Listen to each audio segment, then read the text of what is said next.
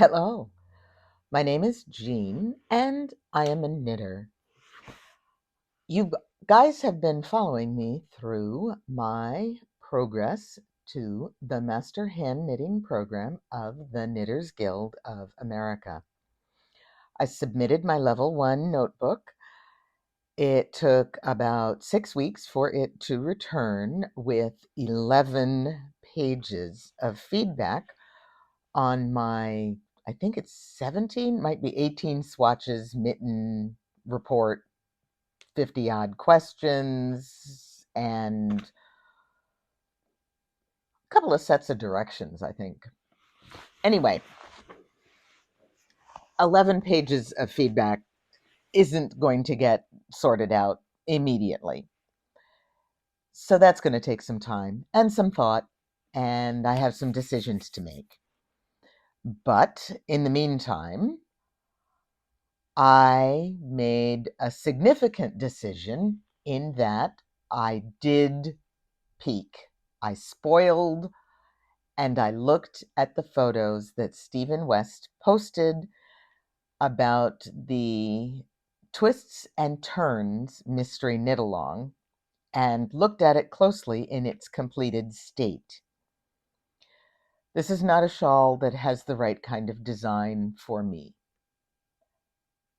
I can't make it match my aesthetic with different placement of color A, color B, and color C. It's just not my style. I was a little bit over halfway through clue number 1, which, if I look at my notes, was 22,500 stitches. That's not a small amount. But I was about halfway through, and I frogged it. I just sat down, well, actually kind of ran around the front room as I frogged because of the way I manage my yarn as I am frogging, but I frogged it. Now, something else I did was I have made an arbitrary statement that my yarn stash is going to fit into this drawer of my dresser. It's not a tiny little afterthought kind of a drawer. It's a drawer. But it's not a huge drawer, and it isn't jammed packed full, and I thought I was making progress. I finished my one skein wonder. Ta-da, ta-da, ta-da. I've worn it quite a bit. I enjoy it a lot. And I thought, yes, I got one skein out of my stash. And then I frogged the 2022 MCal and put 2 skeins of yarn back into my stash drawer. That means 1 step forward and 2 steps back. But it could have been 2 steps back and no steps forward, so we are going to take that as a win. I'm working on an older Stephen West mystery knit along, and I'm having a pretty good time with it. And it's going slowly, but I haven't been dedicating that much time to it. I need to clip off some of the ends that I have already buried. Oh, do I get brownie points for that? I do like to bury ends as I go along. I was talking about it with my sister. She also likes to bury ends as she goes along because then when you get to the end, you're just done. There isn't a whole nother set of work that needs to be done. You're just done. Um, so it's going quickly and well, and I've got the pattern memorized. It's going to be, if you haven't figured out, Starflake. And because I am me, and because I like to name things just a little bit left of center, if you look at my Ravelry page on my projects, it isn't named Starflake. I put in a U instead of an A, and I think it's just fine the way that is because it suits me. It's not that I think negatively of it, it's just okay, it's a one off because I don't think I'm going to knit this one twice. Unlike my One Skein Wonder, which I actually have knit twice. And I will say one thing about the One Skein Wonder. When you are testing for your gauge, if you have a choice between more stitches per inch and fewer stitches per inch, go for more. It just works that way. Come on, pup. You can have a nest. There. He likes to sit in something that resembles a nest, so I have to make curl up my legs so that he has something to nest in. He may or may not stay put. It's going to be an interesting morning. Now, oh dear, we're going to have to take a pause. He sees something that he has to defend the yard from. I'll be back. I have returned. Little man has protected the yard from whatever intruders he had spotted. People don't sneak up on my house. I have been looking at the different applications that are available for knitters to use at home to design or to chart their own patterns.